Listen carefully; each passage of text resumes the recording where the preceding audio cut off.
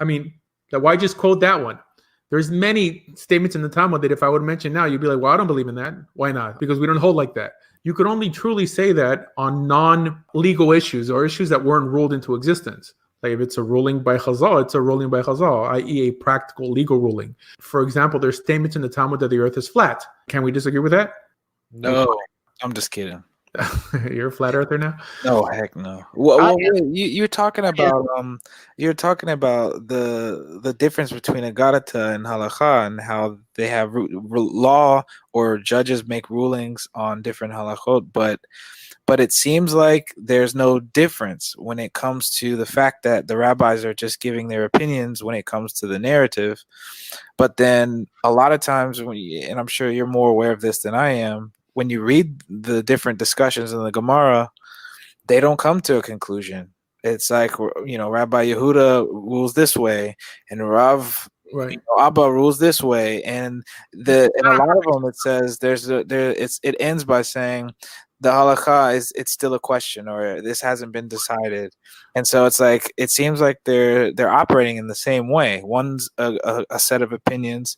Another's a set of opinions, and the only difference that we have is that Deuteronomy 17 commands for a court, but it seems like they both coming to the same conclusion or using the same method to basically lead to uncertainty. And so it's like how do you hold to the distinction when both seem to operate the same?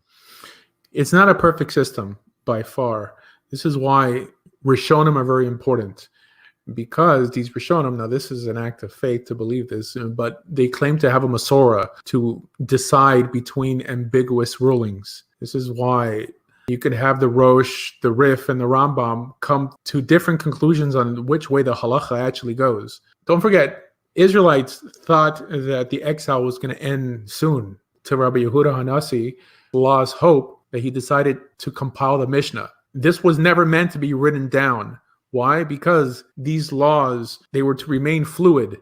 That means a rabbinic law that was created today could have been abolished tomorrow if there was a court, because you need one court to abolish a law that another court created. That's why that we have a principle, Safek de Rabbanan lehakel, that if there's a question on a rabbinic law, we're commanded to be lenient. Don't beat yourself up over it. But Safek de Raita lechumra, that if you have a Safek, on a Torah concept, we're commanded to be strict. Now, most rabbis nowadays make no distinction. But they'll elevate rabbinic commands to the level of Torah commands just because they don't know how to explain it properly, instead of saying that, no, we believe in rabbinic commands because God tells us to heed the instructions of the court. However, this court is still basar v'dam, it's still flesh and blood. These aren't necessarily the commands of God, but they're sanctioned by God.